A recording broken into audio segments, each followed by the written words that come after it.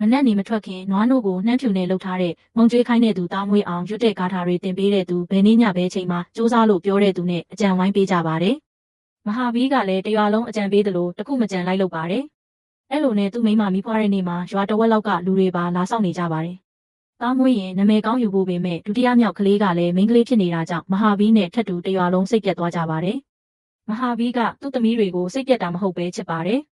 ဒါပေမဲ့သူ့အိမ်မက်ကိုအကောင့်ထဲပေါ်ပေးမဲ့တားယောက်ျားလေးလိုချင်နေတာအတွက်ပဲတားလေးမမွေးပေးနိုင်တဲ့မိန်းမကစိတ်မကောင်းဖြစ်နေရပါတယ်။နှစ်တွေကြာလာတဲ့အထိမဟာဘီကတားလိုချင်စိတ်ကိုမလျှော့နိုင်သေးပါဘူး။အဲ့လိုနဲ့၃ယောက်မြောက်မှာမိန်းကလေးမွေးပြီး၄ယောက်မြောက်ကလည်းမိန်းကလေးပဲဖြစ်ပါတယ်။ဒီတစ်ခါမှာတော့လုံးဝစိတ်တက်ကြသွားတဲ့မဟာဘီကနေရန်မှာချိတ်ထားတဲ့စုတစိတ်တွေနဲ့နဘန်းသမားဘွားကပုံတွေကိုအကုန်ဖြုတ်သိမ်းလိုက်ပါတယ်။ရွှေတစိတ်လိုချင်စိတ်တားလိုချင်စိတ်တွေအကုန်လုံးဆွန့်လွတ်လိုက်တဲ့အချိန်ကစလို့ရွာကနဘန်းကွင်းနဲ့ခြေဦးတောင်မလှဲ့တော့ပါဘူး။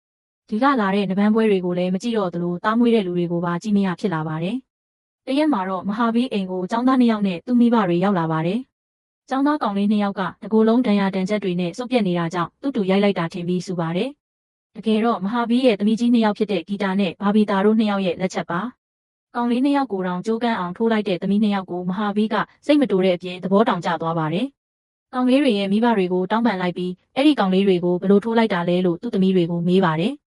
ဂီတာနဲ့ဘာဘီတာတို့ကလည်းသူတို့ဝမ်းခွဲအုံကာကိုတရုပ်ပြပြီးအသေးစိတ်ပြန်ပြောပြပါတယ်။သမီးတွေပေမဲ့သူ့လိုနဘန်းသမားတယောက်ရဲ့သွေးတွေစီးဆင်းနေတာကိုသိလိုက်ရတော့မဟာဘီရဲ့အိမ်မက်တွေပြန်တက်ဝင်လာပါတယ်။တစ်ချိန်လုံးသူ့အိမ်မက်ကိုသားကပဲအကောင့်ထဲပေါ်ပေးနိုင်မယ်လို့တွေးခဲ့ပေမဲ့သူမေ့နေတာတခုကရွှေတစိမ့်ဆိုတာရွှေတစိမ့်ပါပဲ။ဒါကြောင့်သူ့သမီးတွေကိုပဲအမျိုးသမီးနဘန်းသမားတွေဖြစ်အောင်လုပ်ပေးဖို့ဆုံးဖြတ်လိုက်ပါတယ်။သမီး2ယောက်ကိုဒီနေ့ကစလို့ဘာအိမ်လုံးမှမခိုင်းရတော့ဘူးလို့မိမကိုပြောပါတယ်။မိမကတော့သူတို့ဒေတာလို့ရှေးရိုးဆွဲတဲ့ရွာမှာမိန်းကလေးနဘန်းသမားဆိုတာမမြင်ခဲ့ဘူးလို့တေချာပေါက်ကိုညင်းပါတယ်။ဇွဲမလျှော့တတ်တဲ့မဟာဘီကလည်းဘိုက်တလုံးနဲ့ရေချိုးရင်းထမင်းစားရင်းတောင်မိမသဘောတူအောင်ပြောနေပါတယ်။မိမကရွာသားတွေဝိုင်းပြောကြလိမ့်မယ်ဆိုတော့မောရင်ပါဇက်ပိတ်သွားလိမ့်မယ်။ခြေတွေလက်တွေကျိုးရင်ရောဆိုတော့ငါကုပေးမယ်လို့မဟာဘီကပြန်ပြောပါတယ်။ဘလောက်ပြောမရတော့မိမကကို့အစွဲအလန်းတစ်ခုကြောင့်တော့သမီးတွေဘဝကိုမဖြတ်စည်းပါနဲ့လို့ပြောပါတယ်။မဟာဘီကသူ့ကိုတစ်နှစ်ပဲစူးစမ်းခွင့်ပေးပါတစ်နှစ်အတွင်းဘာမှဖြစ်မလာရင်သူ့လက်လျှော့လိုက်ပါမယ်လို့ပူစာပြန်ပါတယ်။မိမလည်းကို့ထက်ကောင်းမှနေတဲ့ယောက်ျားကြောင့်သဘောတူပေးလိုက်ပါတယ်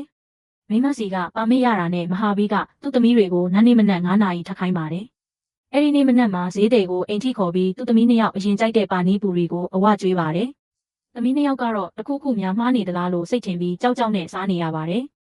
မဟာဘီကနဘန်းသမားတွေဟာအငံစီနဲ့အဆက်တွေမစားရလို့အခုအဝစားတာမင်းတို့ကြိုက်တာအကုန်နီးပါးထပ်မစားရတော့ဘူးလို့ပြောပါတယ်။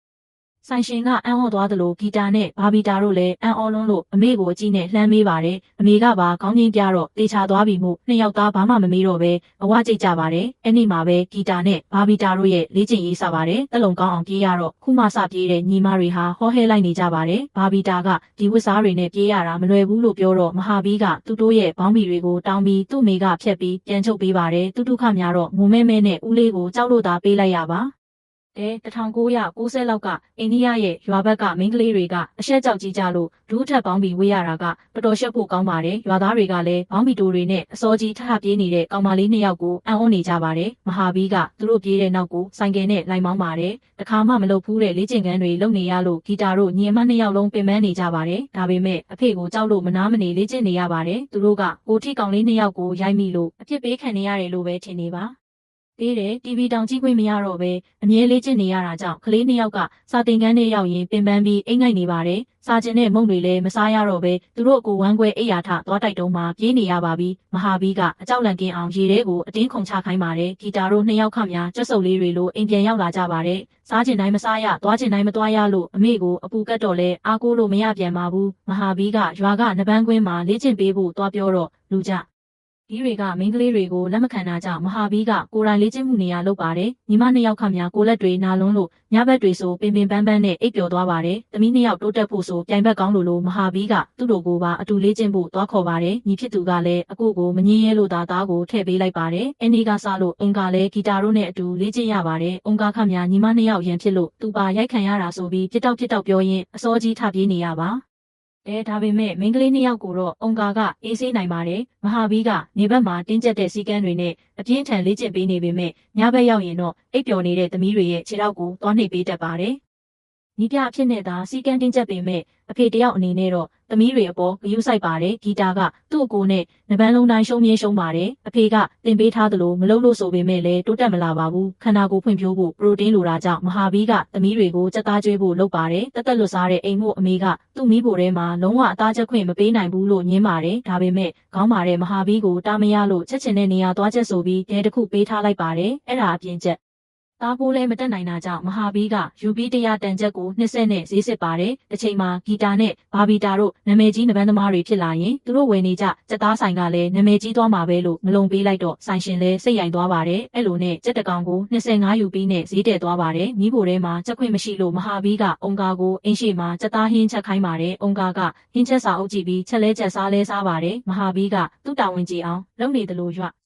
ွအားသားတွေကလည်းကဲရရမဲ့တာဝန်ကိုအပြည့်အဝကြေပွန်ကြပါတယ်မိန်းကလေးဆိုတာမိဖို့ကြောင့်နဲ့ပဲတင့်တော်တယ်အတူပြက်ဝစ်ပြီးယောက်ျားလေးနဲ့နဘန်းလုံးနေရမှာမဟုတ်ဘူးမဟာပြီးတော့ယူသွားပြီးစသဖြင့်မျိုးစုံနေအောင်ပြောကြပါတယ်အเจ้าကကောင်မလေးတွေလည်းဂီတာတို့ညီမကိုအမျိုးမျိုးလှောင်ကြပါတယ်အမေကိုလည်းယောက်ျားလေးမမွေးပေးလို့ကိုသမီးတွေကိုမကာကွယ်ပေးနိုင်လို့နဲ့အမျိုးမျိုးအဖြစ်ပြောကြပါတယ်အမေလည်းဒီလိုသားဆိုသူတို့သမီးတွေကိုဘသူကလက်ထပ်တော့မှလဲလို့မဟာပြီးကိုပြောတော့သူ့သမီးတွေကိုအတော်ဆုံးဖြစ်အောင်လေ့ကျင့်ပေးမှာမို့သူတို့ကိုကောင်လေးတွေကရွေးမှာမဟုတ်ပဲသူတို့ကကောင်လေးတွေကိုပြန်ရွေးလိုက်မယ်လို့ဖြေပါတယ်ဂီတာနဲ့ဘာဘီတာကဒီနေ့တော့မလေ့ကျင့်နိုင်ကြောင်းအဖေကိုပြောမယ်လို့ဆုံးဖြတ်ပြီးအိမ်ပြန်လာပါတယ်အိမ်ရောက်တော့သူတို့ကိုဝိုင်းစာလို့နဘန်းလေ့ကျင့်ရတာအဆင်မပြေကြောင်းပြောပါတယ်အဖေကအဲ့ဒါပြဿနာမဟုတ်ဘူးလို့ပြောတော့ဂီတာကသူတို့ရွှွန်ထဲမှာလေ့ကျင့်ရတာစပင်မှာတန်းတွဲနေပြီလို့ပြောပါတယ်အဲ့ဒါကြောင့်နောက်နေ့မှာမဟာဘီကသမီးနှစ်ယောက်ရဲ့သပင်တွေကိုညှက်ပစ်ပါတယ်သပင်ပုံမကြရင်တောင်ငိုတက်တဲ့ဆယ်ကျော်သက်ရွယ်ကောင်မလေးတွေခမများကတုံးသပင်ပေါက်ပြီးပြောင်းခံလိုက်ရပါတယ်တယောက်လုံးကလည်းသူတို့အဖေကိုရက်ဆက်လုံးလာကြည့်ရဲလို့ဝိုင်းပြောကြပါတယ်အမြဲဆက်နောက်နေကြအုံကာတောင်သူ့ညီမတွေသပင်ညှက်ခံလိုက်ရတော့စိတ်မကောင်းဖြစ်နေပါတယ်မဟာဘီကတော့သူတို့ကောင်းဖို့လုပ်နေတာဖြစ်ပြီးနဘန်းကစားတာကိုနှောက်ယှက်တဲ့အရာတွေရှင်းထုတ်တာလိုပဲမှတ်ယူထားပါတယ်အဖေကိုလည်းစိတ်ဆိုးရှက်လဲရှက်သွားတဲ့ညီမဟာဒီနေ့ကစလို့ဂန်ဒီလိုအနုနီးနဲ့တော်လန်ဖို့ဆုံးဖြတ်လိုက်ပါတယ်။အရင်ဆုံးနှိုးဆက်နာရီကိုအချိန်ပြောင်းပါတယ်။မဟာဘီကမိုးလင်းမှနိုးလာပြီးဂီတာတို့ကလည်းလေ့ကျင့်ပြီးသလိုဟန်ဆောင်နေကြပါတယ်။လေ့ကျင့်တဲ့နေရာကမီတီကိုနေတိုင်းရေနဲ့ပတ်ပြီးကျွတ်အောင်လုပ်ကြလို့နေတိုင်းမီတီလဲနေရပါတယ်။ပြေးရင်းနဲ့ဒဏ်ရာရတာကလည်းနေတိုင်းဖြစ်လာသလိုအုံကာနဲ့လေ့ကျင့်တိုင်းလည်းမတိုက်ခင်ကတည်းကရှုံးနေကြပါတယ်။မဟာဘီကစိတ်တူပေမဲ့သမီးတွေကိုတော့မရရဲလို့စူလိုက်ပြောလိုက်နဲ့ပဲပြီးသွားပါတယ်။အုံကာတောင်သူကိုသူတော်တော်တန်လာတယ်လို့အဝင်းမြင့်မိတဲ့အထီကိုဂီတာတို့ညီမကတရုပ်ဆောင်ကောင်းနေကြပါတယ်ဂီတာနဲ့ဘာဘီတာတို့ကတက်တက်တာတာလေးနဲ့သူတို့နိုင်နေပြီလို့ထင်နေပါတယ်တညမှာတော့ဂီတာတို့ကသူတို့အတန်းဖော်တငယ်ချင်းရဲ့မင်္ဂလာဆောင်ကိုသွားကြပါတယ်အမေစီကခွင့်ပြုချက်နဲ့အဖေမတိအောင်ခိုးသွားကြပေမဲ့တည်သွားတဲ့အဖေကမင်္ဂလာပွဲအထိလိုက်လာပြီးမစီမဆိုင်တူတူအုံကာကိုရိုက်ပြီးသူ့တော်သားကိုပြပါတယ်မလိုချင်ဘူးမလိုဘူးဂီတာကပြောပါတယ်ဒါပေမဲ့သူတို့တငယ်ချင်းသူတို့သမီးလေးကငါတော့အဲ့လိုအဖေမျိုးပဲလိုချင်တယ်လို့ပြောပါတယ်ဂီတာတို့ရဲ့အဖေကသမီးတွေကိုအောင်မြင်တဲ့ကိုယ်ပိုင်ဘဝတစ်ခုရအောင်ဖန်တီးပေးတဲ့အဖေမျိုးဖြစ်ပါတယ်။သူ့အဖေကတော့သမီးမွေးလာတဲ့ကချက်ပြုတ်ဖို့တန်ရှင်းရေးလုပ်ဖို့အိမ်မှုကိစ္စတွေတင်ပေးပြီးအသက်14နှစ်ပြည့်တာနဲ့ဝန်ထုတ်တစ်ခုလက်လွှဲပေးတယ်လို့မျိုးမျက်နှာတော်မမြင်ဘူးတဲ့လူနဲ့ပေးစားလိုက်ပါတယ်။အဖေတိုင်းလိုလိုကသမီးမွေးရင်အိမ်မှုကိစ္စလုပ်ကလေးမွေးဖို့လောက်ပဲအသုံးဝင်တယ်လို့သတ်မှတ်ကြပေမဲ့ဂီတာတို့အဖေကတော့မတိတတိလောင်တဲ့သူတွေကိုလည်းဂယုမဆိုင်တစ်ကဘာလုံးနဲ့ရင်ဆိုင်ပြီးသမီးတွေကိုနဘန်းသမားဖြစ်အောင်ပြုစုပြောထောင်ပေးပါတယ်။အဲ့လိုဖေးကြောင့်သူတို့မှာကိုယ်ပိုင်အနာဂတ်တစ်ခုကိုယ်ပိုင်ဘဝတစ်ခုဆိုတာရှိလာပါတယ်။သမီးအသက်15ရောက်တာနဲ့ငါသမီးဆိုတာထက်ဟက်ကောင်မိန်းမလိုပဲသတ်မှတ်ချင်တော့တဲ့အဖေတွေနဲ့ရှင်လိုက်တော့ဂီတာနဲ့ဘာဘီတာဟာသူတို့အဖေကိုတော်တော်အားနာသွားပါတယ်။နောက်ရက်မဟာဘီနိုးလို့သူ့သမီးတွေကိုတွားနှိုးတော့နှစ်ယောက်လုံးကအိယာရဲမရှိတော့ပဲလေ့ကျင့်ရေးကွင်းထဲမှာလေ့ကျင့်နေကြပါတယ်။အဲ့ဒီကစလို့နှစ်ယောက်လုံးကမလေ့ကျင့်ရေးကိုမစိုးစိတ်ပါလက်ပါလေ့ကျင့်ပါတယ်။ခန္ဓာကိုယ်အတွက်လိုအပ်တဲ့အစားအသောက်တွေကိုလည်းမငြီးမညူစားကြပါတယ်။အပြေးလေးကျင့်ရင်လည်းမဟာဘီတောင်နောက်ကလိုက်မောင်းစရာမလိုတော့ပါဘူးဂီတာကအန်ကာကိုပထမဆုံးအကြိမ်ကင်ပေါက်နိုင်လိုက်တဲ့အချိန်မှာအန်ကာကသူ့ဦးလေးပြောနေကြခန္ဓာကိုယ်ထဲမှာနဘန်းသွေးတွေစီးဆင်းနေရဆိုတဲ့အထဲသူပါမကြောင်နားလည်လိုက်ပါတယ်သပင်တို့လေးတွေကြောင့်တဲဘေဘေရှူးဘေဘေစိတ်ပူစရာမလိုတာကလည်းသူတို့အတွက်ပိုဆင်ပြေလာပါတယ်မြမတွေစီမှာအမြဲရှုံးနေရတဲ့အန်ကာကတော့စိတ်ကောက်ချင်နေပါတယ်ညစာစားရင်မဟာဘီကအသင်းဖြစ်နေတဲ့ဂီတာကိုနဘန်းပြန်ပွဲဝင်ခိုင်းတော့မယ်လို့ပြောပါတယ်နောက်ရက်နေပွဲတစ်ခုမှာနာမည်စရင်သွားပေးပေမဲ့ပွဲစီစဉ်တဲ့သူကမိန်းကလေးကစားသမားကိုလက်မခံပါဘူး။ဒါကိုပြန်လက်မခံတဲ့မဟာဘီရဲ့အပြောဆိုမတတ်တဲ့ပွဲစီစဉ်သူရဲ့စကားများလို့လူကြီးတယောက်ကဝင်ဖြန့်ဖြေပေးရပါတယ်။ဒါပေမဲ့ပွဲစီစဉ်သူကိုသူ့တွဲဘက်ကအကြံတစ်ခုပေးပါတယ်။နှစ်တိုင်းသူတို့နဘန်းပွဲကိုလာကြည့်တဲ့လူကလက်ချိုးရည်လို့ရပြီးမိန်းကလေးတယောက်နဘန်းလုံးမယ်ဆိုရင်ကြိတ်ကြိတ်တိုးလာကြည့်ကြမှာလို့ပြောတော့ပွဲစီစဉ်သူလည်းဂီတာကိုပြန်ခွင့်ပေးလိုက်ပါတယ်။မြို့ထဲမှာမိန်းကလေးတယောက်ကယောက်ျားလေးတွေနဲ့နဘန်းလုံးမဲ့အကြောင်းမားကတင်ဆင်းလိုက်တော့တစ်မျိုးလုံးနီးပါးလာကြည့်ကြပါတယ်။နဘန်းသမားတွေကိုခြံသေးနဲ့ချခိုင်းရင်တော့ဒီလောက်လိုအများကြီးမဟုတ်ပါဘူး ဒါကြည့်တဲ့လူတွေကယောက်ျားတွေပြအများစုဖြစ်ပြီးပွဲတော်မစခင်ကောင်မလေးရှုံးမှာလို့ပြောကြတဲ့သူရှိသလိုယောက်ျားနှပန်းသမားတွေလိုဘောင်းဘီပဲဝတ်ထားမှလားလို့လှောင်ပြောင်နေကြသူတွေလည်းရှိပါတယ်။ဂီတာကပြိုင်ဘက်ကိုရွေးချယ်ခွင့်ရပါတယ်။နှပန်းသမား၄ယောက်ထဲကအတန်ဆုံးကောင်ကိုရွေးလိုက်တော့ဒီကောင်မလေးတော့ထန်းစင်နဲ့အိမ်ပြန်ရတော့မယ်လို့နီးပြတွေကပြောနေကြပါတယ်။မဟာဘီကတော့သူ့သမီးပြိုင်ဘက်ကိုအနိုင်မယူခင်ကြောက်စိတ်ကိုအနိုင်ယူခဲ့တာကိုပဲအာရုံရနေပါတယ်။ပွဲစားတော့တစ်ဖက်ကောင်လေးကမိန်းကလေးဖြစ်နေလို့ညာတာဆော့ပါတယ်။ဒါပေမဲ့ဂီတာကညာလို့မရအောင်တမာနေလို့သူပဲခံနေရပါတယ်။မညာတော့လို့ပွဲကပြင်းထန်လာချိန်မှာတော့မိန်းကလေးမို့အထင်သေးထားတဲ့ယောက်ျားထူကြီးလည်းရင်တထိတ်ထိတ်ဖြစ်တဲ့အထိစိတ်ဝင်စားကုန်ကြပါတယ်။သူ့ပြိုင်ဘက်ကတစ်ချက်ရိုက်လိုက်တော့ဂီတာကရုတ်တရက်မို့ဘာမှပြန်မလုပ်နိုင်လိုက်ပါဘူး။ကတုံးကိန်နဲ့ကောင်မလေးကယောက်ျားလေးတစ်ယောက်ကိုကင်ပေါက်လိုက်တော့အကုန်လုံးကလက်ခုပ်တီးအားပေးကြပါတယ်။ဒါပေမဲ့သူ့ပြိုင်ဘက်ကလည်းခေသူမဟုတ်လို့ဂီတာရှုံးသွားပါတယ်။ပရိသတ်တွေကလည်းဂီတာရှုံးသွားတော့အားမလို့အားမရအောင်ဖြစ်သွားကြပါတယ်။နိုင်သွားတဲ့ကောင်လေးက UP 20ရပေမဲ့ပရိသတ် favorite လေးဂီတာကစုချင်းငွေ90တောင်ရရှာလိုက်ပါတယ်။ဂီတာကရှုံးသွားတာစိတ်မကောင်းပေမဲ့သူ့ဖေကတော့အကျေနပ်ကြီးကျေနပ်နေပါတယ်။ပထမဆုံးပွဲကိုအရှုံးနဲ့ရင်ဆိုင်လိုက်ရလို့တညာလုံးအိတ်မပြောနိုင်ဖြစ်နေပြီးနောက်ပွဲဘယ်တော့ကစားရမှာလဲလို့သူ့ဖေကိုသွားမေးပါတယ်။နောက်တစ်ပွဲမှာတော့ဂီတာကကောင်လေးတစ်ယောက်ကိုနိုင်သွားပါတယ်။နောက်ပွဲတွေမှာလည်းဂီတာကကွင်းထဲကိုခေါင်းမော်ပြီးဝင်သွားလိုက်တိုင်းလက်ခုပ်တံတွေကြားမှာခေါင်းမော်ပြီးပဲအိမ်ပြန်ရပါတယ်ဂီတာနာမည်ကြီးလာတာနဲ့မျှဈေးတွေကစက်သားဆိုင်မှာရှယ်ဝယ်တက်လာပါတယ်။အချို့ပွဲတွေကမိန်းကလေးမို့လက်မခံပေမဲ့လက်ခံတဲ့ပွဲတိုင်းမှာတော့အနိုင်ကြီးပဲမို့မြို့နယ်အဆင့်ဖလားတောင်ရရှာလိုက်ပါတယ်။ပရိသတ်တွေကလည်းပွဲတိုင်းစုတွေအများကြီးချကြပြီးမဟာဘီကသူ့သမီးရတဲ့တရားဝင်စုကြီးတိုင်းကိုတော့အမှတ်တရသိမ်းထားပါတယ်။အကျဉ်းဆုံးပါဆိုတဲ့နဘန်းသမားကောင်လေးတွေကိုပဲအနိုင်ယူလာတဲ့ကောင်မလေးကခုဆိုเจ้าမှာလည်းကောင်လေးတွေထက်တောင်စော့ကြည့်နေပါတယ်။တစ်ချိန်ကလှောင်ပြောင်မှုတွေဟာခုဆိုရင်ချီကျူးလက်ခုပ်တံတွေနဲ့အစားထိုးသွားပါတယ်။မဟာဘီရဲ့စုတစိတ်တွေရှိခဲ့မှုတဲ့နေရာမှာလည်းဂီတာရဲ့စုတစိတ်တွေကအစားထိုးလာပါတယ်။ခရိုင်အဆင့်ထိတောင်စုတွေရလို့เจ้าမှာဂုံထူးဆောင်เจ้าသူအဖြစ်သတ်မှတ်ခံရပါတယ်။အဲ့လိုနဲ့ဘာဘီတာလည်းပွဲထွက်ဖို့အသင့်ဖြစ်လာပြီးကစားရပါတယ်။ဂီတာကပထမဆုံးပွဲမှာသူရှုံးခဲ့မှုတဲ့ပြိုင်ဘက်နဲ့ပြန်ကစားတော့အဲ့ဒီကောင်လေးကတစ်ချက်ရိုက်ရင်သူကတစ်ချက်ပြန်ရိုက်ပါတယ်။အရင်လိုစိတ်ရုပ်လက်ရုပ်မဟုတ်တော့ပဲဘာကောင်လာကင်ပေါက်နေတဲ့သူ့သမီးကိုကြည့်ပြီးမဟာဘီကအကျေနပ်ကြီးကျေနပ်နေပါတယ်။အစင်ကမိန်းကလေးနဲ့မို့မပြိုင်ချင်တဲ့ကောင်လေးတွေကခုတော့မိန်းကလေးကိုမရှုံးချင်လို့မပြိုင်ရဲကြပြန်ပါဘူး။ဂီတာကိုမဟာဘီကနိုင်ငံတော်အဆင့်ထိရအောင်လေ့ကျင့်ပေးချင်တာကြောင့်အလုံးမှာခွင့်နှစ်လတောင်းပါတယ်။အလုံးရှင်ကသမီးမင်္ဂလာဆောင်ဖို့ဆိုရင်ပေးမယ်လေ့ကျင့်ဖို့အတွက်တော့မပေးနိုင်ဘူးလို့ပြောပါတယ်။အဲ့ဒါနဲ့မဟာဘီကအလုံးထွက်လိုက်ပါတယ်။သမီးတွေကိုအချိန်ပေးနိုင်ဖို့သူတို့အပိုင်လေထဲမှာလေပြန်ဆိုင်ဖို့ဆုံးဖြတ်လိုက်ပါတယ်။မဟာဘီကသမီးတွေကိုစနစ်တကျလေ့ကျင့်ပေးခြင်းလို့အားကစားရန်ပုံငွေအဖွဲ့စီမှာနပန်းဖြာသွားတောင်းပါတယ်။ဒါပေမဲ့အောက်ကျိုးရတာပဲအဖက်တင်ပြီးမိန်းကလေးနပန်းအတွက်ရန်ပုံငွေမလောက်ဘူးလို့အငင်းခံလိုက်ရပါတယ်။အော်ရှိသမျှအကုန်ခင်းပါလေ။ဖြာပေါ်မှာနပန်းကစားတာနဲ့ရွှွန်ထဲမှာကစားတာကတော်တော်ကွာခြားပါတယ်။ရက်ွက်ထဲကရွှွန်ပွဲတွေမှာမထနိုင်တဲ့လူရှုံးနေဆိုပေမဲ့အမှတ်ပေးစည်းမျဉ်းတွေတိုင်တွေနဲ့ကစားရရင်တော့အမှတ်ရဖို့လိုပါတယ်။နီးစနစ်ပေါ်မူတည်ပြီး1မှတ်2မှတ်3မှတ်နဲ့5မှတ်အထိရှာနိုင်ပါတယ်။ပြိုင်ဘက်ကစားသမားကိုခါကကင်ပြီးဒူးထောက်ကြအောင်လုပ်နိုင်ရင်1မှတ်။မြေပေါ်မှာမှောက်ခုံလဲနေတဲ့ပြိုင်ဘက်ကိုကြောနဲ့ထိကြအောင်လုပ်နိုင်ရင်2မှတ်ရပါတယ်။2မှတ်ရအောင်လဲချနီးတွေပုံစံအမျိုးမျိုးရှိပါတယ်။မတက်ရက်နေတဲ့ပြိုင်ဘက်ကိုကင်ပေါက်နိုင်ရင်တော့3မှတ်ရပါတယ်။5မှတ်ရဖို့တော့ခက်ခဲပေမဲ့မဖြစ်နိုင်တာတော့မဟုတ်ပါဘူး။ပြိုင်ဘက်ကိုမတက်ရက်အနေထားကနေကိုခါကိုကြော်ပြီးမြေပေါ်ကြောနဲ့ကျုံးပြန်ကြအောင်ကင်ပေါက်နိုင်ရင်5မှတ်ရပါတယ်။ဖြာပေါ်မှာအဝါဝိုင်းနဲ့အနီဝိုင်းရှိပြီးအနီကိုကြော်သွားရင်1မှတ်နှုတ်ခံရပါတယ်။တစ်ချီ2မိနစ်နဲ့3ချီကစားရပြီး2ချီနိုင်ရင်ပွဲကိုနိုင်ပါပြီ။ဂီတာကလူတစ်တန်းမှာစရင်သွားသွင်းပါတယ်။ဒါပေမဲ့ကိုလေးချိန်မပြည့်လို့ကြီးကျက်သူကထိခိုက်ဒဏ်ရာမရအောင်ဝေ့ရင်တိုးပြီးနောက်နှစ်မှကစားဖို့ပြောပါတယ်။မဟာဘီနဲ့ဂီတာကတော့ဂယုမဆိုင်ပဲစရင်သွင်းလိုက်ပါတယ်။တနေ့လုံးမှာအကောင်ကြီးပါတယ်ဆိုတဲ့ကောင်လေးတိုင်းကိုကင်ပေါက်လာတဲ့ဂီတာကခုလဲသူ့ထက်ကိုလေးချိန်များတဲ့ကောင်မလေးတွေကိုနပန်းရုပ်လေးတွေလိုကင်ပေါက်နေပါတယ်။နပန်းကွင်းနဲ့မုံတိုင်းဝင်တိုက်နေတာလားလို့တင်စားရလောက်တဲ့အထိဂီတာကပြိုင်ဘက်တွေကိုလေပေါ်ဝဲအောင်လုပ်နေပါတယ်။အဲ့လိုနဲ့ဂီတာဟာနိုင်ငံအဆင့်လူတစ်တန်းချန်ပီယံဖြစ်လာပါတယ်။စက်သားဆိုင်ပိုင်ရှင်လည်းဂီတာပုံဆိုင်မှာချိတ်ပြီးဂုဏ်တက်နေပါတယ်။ဂီတာကအငယ်တန်းအဆင့်မှာဝင်ပြိုင်တော့လဲချန်ပီယံပါပဲ။ချန်ပီယံစားတဲ့စက်သားဆိုင်ကလည်းချင်းချင်းတိုးနေပါတယ်။အဲ့လိုနဲ့အနွယ်ဝင်လာခဲ့ပြီးဂီတာကအကြီးတန်းအဆင့်ကိုရောက်လာပါတယ်။လေ့ကျင့်မှုတွေကိုပြင်းပြင်းထန်ထန်အဆက်မပြတ်လုပ်လာတဲ့ဂီတာကအကြီးတန်းမှာလည်းချန်ပီယံဖြစ်လာပါတယ်။ဘာဘီတာနဲ့အုံဂါတို့ကလည်းပွဲတိုင်းကိုလိုက်အားပေးနေပါတယ်။မြို့ရဲ့ကုံဆောင်ဖြစ်လို့တူလာပြီဆိုဝင်ကြီးကြလာသလိုမျိုးတစ်မျိုးလုံးကဝမ်းပန်းတသားကြိုဆိုကြပါတယ်။နိုင်ငံအဆင့်ပွဲတွေအများကြီးမှာရွှေတစိမ့်ရပြီးပြီဆိုတော့နိုင်ငံလက်ရွေးစင်ဖြစ်ဖို့ပဲလိုပါတော့တယ်။မဟာဘီကဒီညထားလိုက်အောင်နောက်နေ့မှစလေးချင်းလို့ဂီတာကိုပြောပါတယ်။တကယ်တော့နိုင်ငံချန်ပီယံတွေအကုန်လုံးနိုင်ငံတော်အားကစားနည်းပြလက်အောက်မှာလေ့ကျင့်ရပါတယ်။ဂီတာလည်းနိုင်ငံတော်အားကစားအကယ်ဒမီကိုသွားရပါတယ်။ဒီမှာအားကစားနယ်ပယ်အသီးသီးကနိုင်ငံအဆင့်ကစားသမားတွေကိုလေ့ကျင့်ပေးပြီးနေရာကျကျဝန်းဝန်းနဲ့အဆင့်လဲမြင့်ပါတယ်။နပန်းနီးပြရဲ့ပထမဆုံးသင်ခန်းစာကတော့နိုင်ငံအတွက်ပြင်ဆင်ရမှာအရင်ကလေးကျင့်ခဲ့တာတွေအကုန်လုံးကိုမြင့်ပြရမယ်ဆိုတာပါ။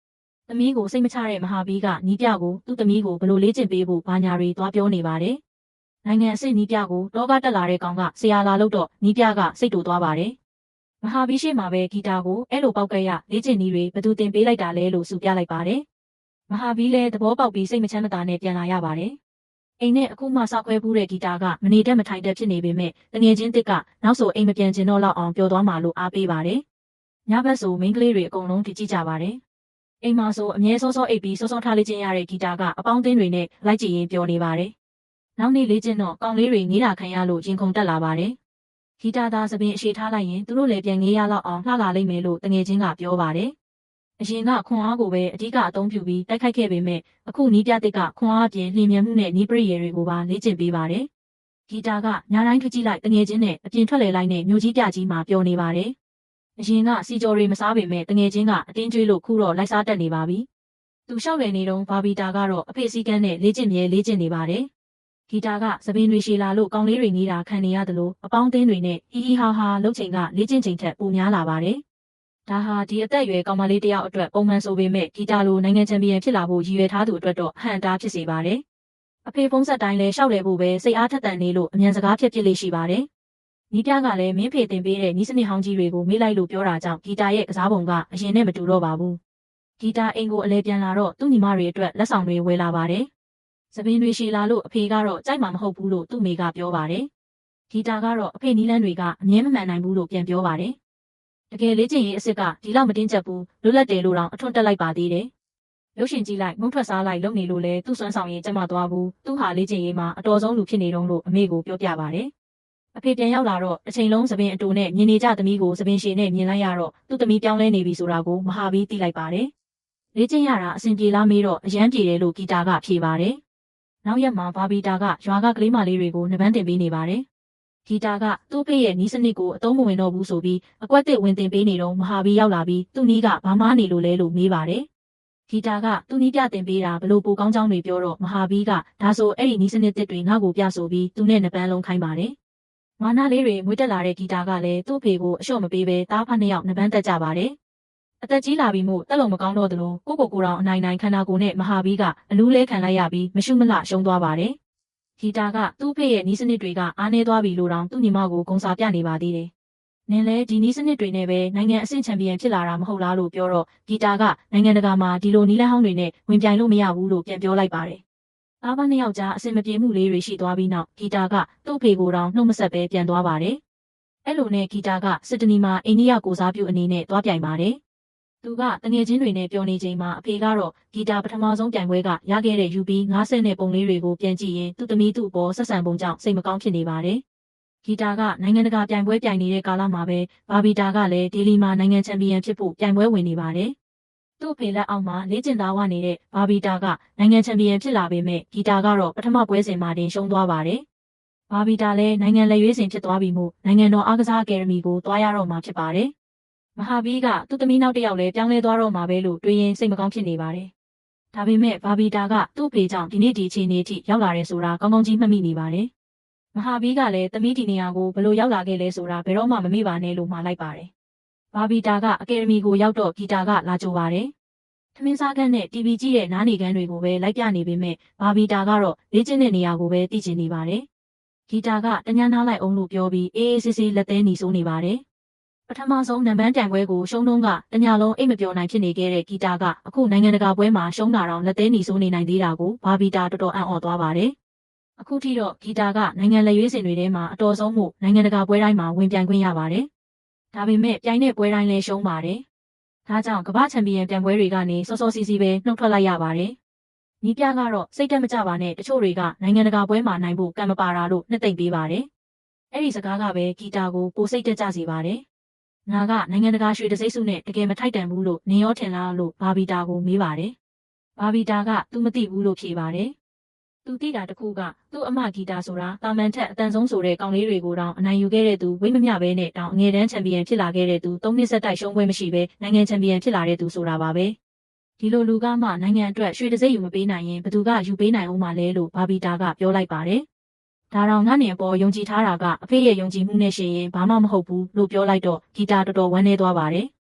အဖေကိုဖုံးဆက်ချင်ပေမဲ့ဂီတာကအဖေကိုအတန်နဲ့တောင်ရင်မဆိုင်ရဲဖြစ်နေပါတယ်။ဘာဘီတာကအဖေဆူရင်ဆူမယ်ဆဲရင်ဆဲမယ်ဒါပေမဲ့အဲ့ဓာတွေကပဲငါတို့ကိုပိုတော့ပိုကောင်းလာစေတာမဟုတ်လားလို့ပြောတော့ဂီတာလည်းသူ့ဖေကိုဖုံးဆက်ပါတယ်။အဖေအတန်ကြားတာနဲ့တာဝန်မကျေဘာမှဆက်မပြောနိုင်ပဲငိုနေမိပါတယ်။မဟာဘီလည်းသမီးအတန်ကြားတာနဲ့မျက်ရည်ဝဲနေပါတယ်။အဲ့လိုနဲ့တားဖားနှစ်ယောက်ပြန်တင်းမြတ်သွားပါတယ်။နောင်လာမဲ့ဆက်9ချိန်မြောက်နိုင်ငံတကာအားစားပွဲမှာတော့ဂီတာကကမ္ဘာချန်ပီယံဖြစ်အောင်ကြိုးစားဖို့စိတ်ရောကိုယ်ပါအသင့်ဖြစ်နေပါတယ်။အရင်ဆုံးသပင်ပြန်ညှက်လိုက်ပါတယ်။ဘာရင်မဟုတ်ပေမဲ့အရင်ပုံစံနဲ့ဂီတာကိုပြန်မြင်ရလို့ဘာဘီတာဝမ်းသာသွားပါတယ်။နီးပြကတော့ဒီတစ်ခါလာမဲ့ပြိုင်ပွဲမှာစုတစိတ်3ခုလိုချင်တယ်လို့ပြောပါတယ်။ငွေဖြစ်ဖြစ်ကြေးဖြစ်ဖြစ်ကိစ္စမရှိပဲစုဖြစ်ရင်ရပြီဂီတာလည်းတစုတော့ရအောင်ယူရမယ်လို့ပြောပါတယ်။55ကီလိုတန်းမှာအမြဲရှုံးနေတဲ့အတွက်ဒီနေ့51ကီလိုတန်းမှာဝင်ပြိုင်ခိုင်းပါတယ်။ဂီတာက55ကီလိုတန်းမှာပဲပြိုင်ချင်ပေမဲ့နီးပြကဒီဝိတ်တန်းမှာနင်ပါမှရမှာမဟုတ်ဘူးလို့ဆိုလိုက်ပါတယ်။အဲ့ဒါကြောင့်ဝိတ်ချဖို့အစားအသောက်ကိုတေချာပြင်ဆင်ခိုင်းလိုက်ပါတယ်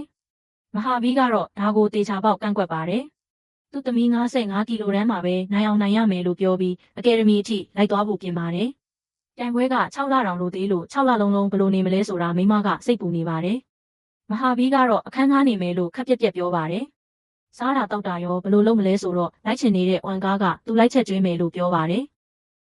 ဂီတာတို့နှစ်ယောက်ကသူ့ပါမပိုအားတက်ပြီးပွဲတိုင်းနိုင်တာပါဘာခချင်းငွေမှလုပ်ပေးပါမယ်ဆိုပြီးအပူကတ်တော့မဟာဘီလည်းသူ့တူကိုပါခေါ်သွားပါတယ်။ဒေလီရောက်တော့မဟာဘီတို့ကဈေးသက်သာဆုံးအခန်းချင်းလေးကိုငှားပါတယ်။ရောက်ချင်းသမီးတွေကိုသွားတွေ့ပါတယ်။အဖေကိုတွေ့လိုက်ရတော့သမီးနှစ်ယောက်လုံးအားတက်သွားကြပါတယ်။လက်ရှိမှာဂီတာက51ကီလိုတန်းအတွက်ဝိတ်ချနေရပါတယ်။မဟာဘီကတော့သူတို့စားခိုင်းတဲ့လောက်စားဝိတ်မတက်ဖို့သူတာဝန်ယူမယ်လို့ပြောပါတယ်။လေ့ကျင့်ရေးက9နာရီမှစပေမဲ့မဟာဘီက9နာရီအသင့်ပြင်ခိုင်းပါတယ်။ဂီတာတို့လည်းအရင်ကခန်းစားချက်တွေပြန်ရလိုက်လို့ဝမ်းသာနေပါတယ်။ဝန်ကားကမနဲ့စောစောစိုက်ကားနဲ့လာကြိုပြီးဂီတာနဲ့ဘာဘီတာတို့ကပြေးလိုက်ပါတယ်။9နာရီထိုးသည့်အထိအဖေစီမှာလေ့ကျင့်ပြီးအကယ်ဒမီကိုနောက်ကျမှပြန်ရောက်ပါတယ်။မဟာဘီကဂီတာဝိတ်ထိန်းဖို့အစားအသောက်တွေပို့ပေးပါတယ်။အကယ်ဒမီမှာဖုန်းကင်ခွင့်မရှိပေမဲ့လိုတဲ့အချိန်ဆက်သွယ်လို့ရအောင်သူ့တူဖုန်းကိုပါခိုးထည့်ပေးလိုက်ပါတယ်။အဲ့လိုနဲ့သူတို့နေတိုင်းခိုးထွက်နေတာမို့ဘေးကန်းကကောင်မလေးကတွေ့သွားပါတယ်။ဂီတာရဲ့တဘာဝကိုကအားပြည့်နဲ့တိုက်စစ်မှာအားတာပြီးနီးပြကခန်းစစ်ကိုအသားပေးဖို့နီးစနစ်နဲ့ဖြစ်လက်ဖြစ်အောင်ပဲလေ့ကျင့်ပေးနေတာကြောင့်ဂီတာအားနည်းသွားတာဖြစ်ပါတယ်။မဟာဘီကတော့ရန်သူကိုတိုက်ခိုက်ဖို့ပဲညီမျိုးစုံလေ့ကျင့်ပေးတယ်လို့ပြိုင်ဘက်ကိုတိုက်ခိုက်ဖို့ဟန်ပြပြီးရှောင်လိုက်တော့မှ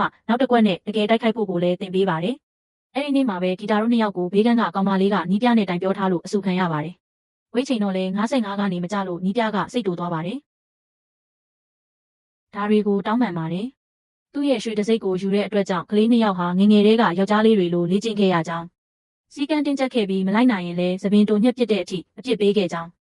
ဂီတာကိုယ်တိုင်လည်းပါရမီထူးတဲ့နဘန်းသမားဖြစ်တာကြောင့်မထုတ်ဖို့တောင်းဆိုပါတယ်။သူ့သမီးတွေနိုင်ထားတဲ့ပွဲတိုင်းကစုငွေတွေနဲ့ပုံတွေကိုတင်ထားတဲ့အောက်ပုံကိုပါထုတ်ပြရင်းအသနာခံပါတယ်။ကလေးတွေကဒီနေရာကိုရောက်ဖို့အပြင်းထန်စူးစမ်းခဲ့ရတာကြောင့်သူ့အတ္တတစ်ခုအတွက်နဲ့ကလေးတွေကိုမထုတ်ပါနဲ့လို့ပြောပါတယ်။နီးပြကသာဘာစုရရသုံးစုပြည့်ရင်ကျင်내ပေမဲ့သူကတော့နိုင်ငံအတွက်ရွှေတစိမ့်ပဲယူပေးခြင်းလို့ခုလိုတွေလုံးမိတာပါလို့ပြောတော့ဥက္ကဋ္ဌလည်းသူ့ဖေရဲ့စေတနာထက်သန်မှုကိုအတိအမှတ်ပြုလိုက်ရပါတယ်။အပြင်မှာစောင့်နေခိုင်းလို့စောင့်နေကြရင်နီးပြက55ကီလိုဂရမ်မှာဂီတာမနိုင်ဘူး51ကီလိုကမှစုရအောင်မယ်လို့ပြောပါတယ်။မဟာဘီကတော့ဂီတာရဲ့တဘာဝပုံစံအတိုက်စစ်ကိုတဘာဝကိုစန့်ကျင်ပြီးနီးစနစ်ပြောင်းလိုက်လို့အရင်ပွဲတွေရှုံးတာလို့ပြန်ပြောပါတယ်။ကြားတကောင်လိုအမဲလိုက်တက်တဲ့သူကိုစင်တကောင်လိုခုခံဖို့တင်ပေးရင်အဲ့ဒီကစားသမားကစင်ရောကြားရောဖြစ်လာမှာမဟုတ်ဘူးခမားကြောင့်ရွှေမရတာလို့ပြောလိုက်တော့နီးပြတော်တော်တင်းသွားပါတယ်။နှစ်ယောက်သားအင်အားတွေနဘန်းတစ်လုံးမတည်းဖြစ်နေချိန်ဥက္ကဋ္ဌပြန်ခေါ်လို့ဝင်သွားပါတယ်။မဟာဘီအနေနဲ့လေ့ကျင့်နေတဲ့အတော်အတွင်းဒီကိုမလာရဘူး။သမီးနှစ်ယောက်လည်းကျောင်းဝင်းထဲကမထွက်ရဘူးလို့သတ်မှတ်ပြီးကြေအေးပေးလိုက်ပါတယ်။ဒါပေမဲ့မဟာဘီကတော့ဂီတာကိုလေ့ကျင့်ပေးဖို့လက်မလျှော့သေးပါဘူး။ဂီတာကိုဖုံးဆက်ပြီးပြိုင်ဘက်တွေနဲ့ပတ်သက်တာတွေမေးပါတယ်။ဂီတာကသူ့အပါအဝင်သူနဲ့ပြန်ရမယ့်ကစားသမားတွေရဲ့ပွဲဟောင်းဗီဒီယိုတွေကိုသူ့ဖေစီပို့ပေးပါတယ်။မဟာဘီကမှောင်ခိုဗီဒီယိုယုံကိုယုံချောင်ငှားပြီးတညလုံးပြိုင်ပွဲဗီဒီယိုတွေကြည့်ပါတယ်။သူ့သမီးကပွဲတိုင်းကိုခန်းစစ်ပဲကစားနေလို့အားမလို့အားမရဖြစ်ပြီးကြောင်လေးလိုတိုက်ခိုက်နေမယ်ဆိုပြိုင်မနေနဲ့တော့လို့လမ်းဆူပါတယ်။အဆုမခံရတာကြပြီးဖြစ်တဲ့ဂီတာကပြန်ဆုခံရမှနားထောင်လို့ကောင်းသွားပါတယ်။နောက်နေ့မနက်9နာရီမှာဖုန်းဆက်ပြီးဘယ်နှမိနစ်နဲ့ဘယ်နှစက္ကန့်မှာဂီတာရဲ့ဘယ်နည်းစနစ်ကမှားသွားလို့ဘလို့အရေးနှိမ့်ခဲ့တယ်ဆိုတာပြန်ပြောပါတယ်။ဂီတာကအစာပိုင်းတိုက်စစ်မှာကောင်းလို့အမှတ်မြဲရပြီးနီးပြကအမှတ်ပြန်မလျော့ရေးခန်းစစ်ပြောင်းကစားခိုင်းတာနဲ့အမြဲတမ်းတိတိတတ်တာနှိမ့်သွားတတ်ပါတယ်။အဲ့ဒါကြောင့်စက္ကန့်120ရှိတဲ့ပြိုင်ပွဲမှာတစ်စက္ကန့်တော့ပြိုင်ဘက်ကအမှားလုံးမှာမို့အဲ့ဒီအမှားကိုစိတ်ရှည်ရှည်ဆောင်ပြီးအမှတ်ယူဖို့တင်ပေးပါတယ်။ဂီတာလည်းသူ့ဖေရဲ့လမ်းညွှန်မှုတွေအောက်မှာပြန်ပြီးနဘန်းထလာနိုင်ပါတယ်။နိုင်ငံလက်ရွေးစင်အတွက်လူရွေးတော့ဂီတာပဲအရွေးခံလိုက်ရပါတယ်။လေ့ကျင့်ရေးကော်မတီဥက္ကဋ္ဌတော်ဂီတာကတော်လွန်းတယ်လို့ချီးကျူးနေပါတယ်။အဲ့လိုနဲ့နိုင်ငံတကာအားကစားပြိုင်ပွဲကာလကိုတဖန်ပြန်ရောက်လာပါတယ်။ နိုင်ငံတကာပွဲစဉ်မှာပဲအိန္ဒိယနဲ့ဝေဘူးစတိုရှင်ပြိုင်ရပါတယ်။စကစားချင်းမှာတင်ဂီတာကတမှတ်ပေးလိုက်ရပါတယ်။ပြန်စူးစမ်းပေမဲ့ပြိုင်ဘက်ကအမှတ်တွေထပ်ရပြီး6-3ညနဲ့ပထမအချီရှုံးသွားပါတယ်။ဒုတိယအချီစမှာလည်းအမှတ်ထပ်ပေးလိုက်ရတာကြောင့်ဂီတာစိတ်ပြတ်သွားပါတယ်။ဒါပေမဲ့ပွဲကြီးစဉ်ကနေအားတက်တရောအားပေးနေတဲ့သူ့ဖေကခုထိသူ့သမီးပဲနိုင်ရမယ်လို့ယုံကြည်နေသေးတာကိုတွေ့တော့ဂီတာအားတက်သွားပြီးဒုတိယအချီမှာပြန်နိုင်လိုက်ပါတယ်။နောက်ဆုံးအချီကအဆုံးဖြတ်ဖြစ်လို့နီးပြကခန်းစစ်ကစားဖို့ဂီတာကိုပြောပါတယ်။မဟာဗီကတော့တိုက်စစ်ပဲကစားဖို့လှမ်းអော်ပါတယ်။ဂီတာကလည်းပွဲစာနဲ့တိုက်စစ်ဖွင့်ပါတယ်။ဆဆချင်းတမက်ရလိုက်ပေမဲ့ပြိုင်ဘက်ကစားသမားကလည်းမခေတာကြောင့်3-3နဲ့တရေကျနေပါတယ်။နီးပြကခန်းစစ်စော့ဖို့လှမ်းပြောတော့မဟာဗီကလည်းတိုက်စစ်ပဲလို့ပြန်អော်ပါတယ်။ဂီတာကလည်းတိုက်စစ်နဲ့ပဲကစားလို့3မှတ်ပြန်ရပြီးအချိန်ပြည့်တဲ့အထိချုပ်ထားလိုက်နိုင်လို့ပထမဆုံးပွဲစဉ်ကိုနိုင်သွားပါတယ်။ဂီတာကနိုင်ငံတကာပွဲတိုင်းရှုံးနေဆိုတဲ့ချိန်စာကိုချိုးဖျက်ပြတော့မယ်လို့တောင်သတင်းကြီးသွားပါတယ်။ပွဲချိန်ညာတဲ့လူကပါနီးပြကိုမချီကျူးပဲမဟာဗီအကြောင်းပြောနေလို့နီးပြစိတ်တူသွားပါတယ်။ဂီတာကအကျိုးပိုလူပွဲကိုတက်သွားပြီးသူ့ပြိုင်ဘက်ကနှစ်ထပ်ကွန်းကမ္ဘာရွှေတစိမ့်ဆုရှင်နာအိုမီဖြစ်ပါတယ်။နာအိုမီကလည်းတိုက်စစ်အရန်ကောင်းပါတယ်။ဒါကြောင့်နီးပြကခန်းစစ်နဲ့သာဆိုဂီတာမကာကွယ်နိုင်ဘူးလို့သုံးသပ်ပြီးပြိုင်ဘက်ထက်ဦးအောင်တိုက်စစ်ဖွင့်ခိုင်းပါတယ်။မဟာဗီကတော့ဒီတစ်ခါခန်းစစ်ကစားခိုင်းပါတယ်။နီးပြကအမှတ်ရအောင်ကစားလို့ပြောပေမဲ့မဟာဗီကအမှတ်နောက်မလိုက်နဲ့လို့ပြောပါတယ်။နီးပြကတိုက်စစ်မှာအခွင့်အရေးများတယ်ပြောပေမဲ့မဟာဗီကတိုက်စစ်အောင်မြင်ဖို့အခွင့်အရေးနေတယ်သူကလည်းအခွင့်အရေးပေးမှာမဟုတ်လို့ကိုလည်းမပေးနဲ့လို့တတိပေးပါတယ်။တိုက်စစ်ကောင်းလုံးနဲ့ပြိုင်ဘက်ကိုတန်းပြန်တိုက်စစ်နဲ့လည်းမနိုင်ခန်းစစ်ကြီးကစားနေရင်လည်းအမှတ်မရမှာကြောင့်ဒီပွဲမှာဖြည့်ရှင်းဖို့နီးကအသေးချုပ်ထားဖို့ပဲဖြစ်ပါတယ်။သူတိုက်စစ်တိုင်းမှာအဆင်ပြေရင်တိုက်စစ်ကစားသမားတွေကစိတ်မရှိတော့ပဲလောလာတက်တာသဘာဝပါ။စိတ်လောပြီဆိုအမားပါလာပြီမို့အဲ့အချိန်မှာအမှတ်ယူဖို့သမီးကိုမှာလိုက်ပါတယ်။နီးပြနဲ့ဖေကတယောက်တစ်မျိုးပြောလိုက်ကြပေမဲ့ဂီတာကတော့ဘသူစကားနားထောင်ရမလဲဆိုတာတွေးဝေမနေပဲသူ့ဖေပြောသလိုခန်းစစ်နဲ့စကစားပါတယ်။ဂီတာရဲ့ခန်းစစ်ကလည်းဒီပွဲမှာတော်တော်ကောင်းနေပါတယ်။အဲ့ဒါကြောင့်နာအိုမီစိတ်မရှိတော့ပဲပိုပြင်းထန်လာပြီးဂီတာရဲ့လက်ကိုပါလှည့်လိုက်ပါတယ်။ဂီတာရဲ့ခန်းစစ်ဘလောက်ကောင်းကောင်းတိုက်စစ်ကောင်းလုံးနဲ့နာအိုမီက3မှတ်ရသွားပါတယ်။ပထမအချီရှုံးတော့နီးပြကတိုက်စစ်စော့ဖို့ပြောပြန်ပါတယ်။မဟာဗီကတော့မလောဖို့လှမ်းတတိပေးပါတယ်။ဒုတိယအချီမှာလည်းဂီတာကခန်းစစ်ပဲကစားပြီးနာအိုမီအငိုင်းမိသွားချိန်မှာ3မှတ်ယူနိုင်လိုက်ပါတယ်။အဲ့လိုနဲ့တရေကျပြီးတတိယအချီရောက်လာပါတယ်။ကစားသမား2ယောက်လုံးကပနက်လွန်းတာကြောင့်ဘသူမှအမှားမလုပ်လို့အမှတ်မရပဲတရေဖြစ်သွားပါတယ်။3ချီပြည့်ပြီဆိုတော့အချိန်ပိုစက္ကန့်30ကစားရပါတယ်။စီးမင်းအရတိုက်စစ်နဲ့ခန်းစစ်ကိုခေါင်းပန်းလန်ပြီးဆုံးဖြတ်ပါတယ်။ခေါင်းပန်းလန်တာနာအိုမီနိုင်သွားလို့ဂီတာကခန်းစစ်ဖြစ်သွားပါတယ်။အချိန်ပိုကစားရတိုင်းတိုက်စစ်ကစားသမား90%ကနိုင်ကြတာမို့ကန်တရားကဂီတကိုအနိုင်မပေးချင်ဘူးလို့သုံးသပ်နေကြပါတယ်။နာယိုမီကဂီတရဲ့ညာခြေထောက်ကိုချုပ်ဖို့ရွေးပါတယ်။ဂီတကိုကင်ပေါက်လိုက်ပေမဲ့ဂီတကကြောနဲ့မကြအောင်ဟန်ချက်ထိန်ပြီးနာယိုမီပေါ်ပြန်မှောက်ချလိုက်လို့တမက်ရသွားပါတယ်။အားလုံးရှုံးပြီးထင်နေတဲ့ပွဲကြီးမှာဂီတကရင်သက်ရှုမောဖွယ်ကောင်းအောင်အနိုင်ယူပြလိုက်ပါတယ်။ဒီနှစ်ရဲ့ရွှေတစိမ့်ဆုရှင်လို့ခံမှန်းခြေအများဆုံးကစားသမားနာယိုမီကိုအနိုင်ယူပြီးဂီတကဖိုင်နယ်ကိုတက်သွားအားပါတယ်။ဂီတနဲ့သူ့နီးပြအင်တာဗျူးဖြေနေချိန်မှာမဟာဗီကတော့နောက်တစ်ပွဲကိုဆက်ကြည့်ဖို့ထွက်သွားခဲ့ပါတယ်။နီးပြကသူ့နီးစနစ်တွေကိုဂီတအပြေအဝလိုက်နာပြီးကစားသွားလို့ရလက်ကောင်းခဲ့ကြောင်းလေထွားနေပါတယ်။ဒီတိုင်းဆိုဖိုင်နယ်ပွဲကိုလည်းအနိုင်ရနိုင်တယ်လို့ထင်နေပေမဲ့ပွဲကြည့်နေတဲ့မဟာဗီကတော့နောက်ဆုံးပွဲစဉ်မှာမလွယ်ဘူးဆိုတာသိနေပါတယ်။ဒီပွဲမှာစကော့တလန်သူအင်ဂျလီနာကနိုင်သွားပါတယ်။အင်ဂျလီနာကဂီတနဲ့နှစ်ခါတွေ့ဘူးပြီးနှစ်ခါလုံးနိုင်ထားပါတယ်။အင်တာဗျူးမှာတော့ဂီတရဲ့ကစားပုံတွေပြောင်းလဲသွားတာဘာကြောင့်လဲလို့မေးနေပါတယ်ဂီတကအသေးစိတ်မဖြေပဲဒါတွေအကုန်လုံးကိုလုံနိုင်တာသူ့ဖေကြောင့်ပါလို့ဖြေလိုက်ပါတယ်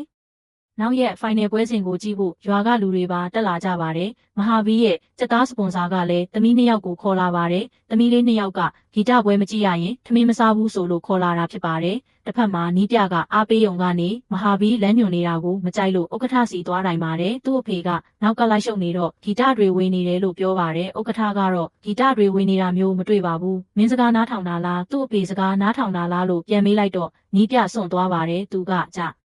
အေးတစိတ်စုလောက်ပဲလိုချင်နေချိန်မှာခုတော့ဂီတကငွေရဖို့တေချာပြီးရွှေရနိုင်ချေတောင်ရှိပြီးမို့ဥက္ကဋ္ဌကိုယ်တိုင်လည်းမကန့်ကွက်လို့နီးပြလက်လျှော့လိုက်ရပါတယ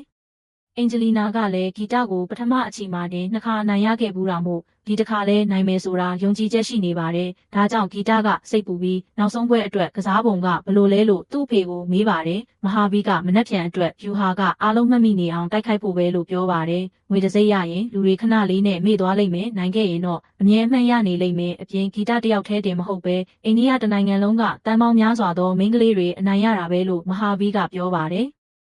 ယောက်ျားတွေထက်နှင်းကြတယ်လို့သတ်မှတ်ခံထားရသူတွေအိမ်မှုကိစ္စလုပ်ဖို့လောက်ပဲအသုံးဝင်တယ်လို့သတ်မှတ်ခံထားရသူတွေနဲ့ကလေးမွေးဖို့တသက်အိမ်အောင်ပြုရတဲ့မိန်းကလေးတွေအားလုံးအတွက်နိုင်ပွဲကိုဂီတကယူပေးနိုင်စွမ်းရှိပါတယ်။မနက်ဖြန်ဂီတတိုက်ခိုက်ရမှာအော်စီသူတင်မဟုတ်ပဲမိန်းကလေးတွေကိုအထင်သေးတဲ့လူတွေအကုန်လုံးကိုတိုက်ခိုက်ရမှာလို့မဟာဗီးကပြောလိုက်ပါတယ်။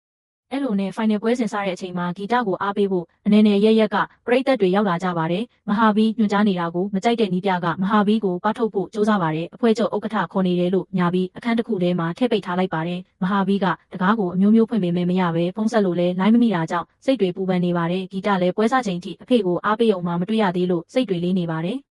ဒါပေမဲ့ပထမအချီကိုကောင်းကောင်းကစားပြီး9 တနဲ့နိုင်သွားပါတယ်ပထမအချီပြီးတဲ့အထိအဖေမလာသေးတော့စိတ်တွေပြန်လာပါတယ်အစာပိုင်းမှာ၄မှတ်အသာနဲ့ဦးဆောင်နေပေမဲ့အင်ဂျလီနာကတုံ့ပြန်တိုက်စစ်တွေကောင်းလို့6-4နဲ့ဂီတရှုံးသွားပါတယ်ဂီတကအဖေမရှိလို့ကူကယ်ရမဲ့တယ်လို့ခံစားနေရပါတယ်ပြိုင်ပွဲကိုအာယုံမဆိုင်နိုင်ပဲတတိယအချီမှာအင်ဂျလီနာက3မှတ်အသာစီးရနေပါတယ်ဂီတအသေးအတန်ပြန်တိုက်ခိုက်ပေမဲ့9 တဖြစ်နေပြီးတတိယအချီပြီးဖို့ကလည်းနီးကပ်လာနေပါပြီသူငယ်ငယ်ကရေထဲခုန်ဆင်းရတဲ့ချိန်မှာအဖေကတိုက်ခိုက်ဖို့ပဲတင်ပေးနိုင်မယ်အချိန်တိုင်းလာမကယ်နိုင်ဘူးကိုယ်တိုင်အားထုတ်ရမယ်ဆိုတဲ့စကားကိုပြန်ကြားရောက်မိပါတယ်ဒါပေမဲ့20စက္ကန့်ပဲလိုတော့တာကြောင့်နိုင်ဖို့ဆိုတာဘလို့မှမဖြစ်နိုင်တော့မှန်အားလုံးကသဘောပေါက်လိုက်ကြပါတယ်အိန္ဒိယကတော့ငွေတစိမ့်နဲ့ပဲကျေနပ်ရတော့မယ်လို့ထင်နေပေမဲ့ဂီတကတော့10စက္ကန့်အလိုထိအလျှော့မပေးပဲသူ့အဖေတင်ပေးထားတဲ့အတိုင်းပြိုင်ဘက်ရဲ့စိတ်ကိုလှည့်စားပါတယ်ဘယ်ခြေထောက်ကိုချုပ်တော့မလို့ဟန်ပြပြီးညာခြေထောက်ကိုလှမ်းဆွဲကနောက်ကိုဝင်လိုက်ပါတယ်ပြီးတော့ကျောဘက်ကနေခေါင်းကိုကြော်ပြီးကင်ပေါက်လိုက်ပါတယ်အချိန်ပြည့်တဲ့နောက်ဆုံးစက္ကန့်မှာပဲအင်ဂျလီနာကကြောနေကျသွားတာကြောင့်ဂီတကမဖြစ်နိုင်တော့အောင်ခက်ခဲတဲ့9မှတ်ရှာလိုက်ပါတယ်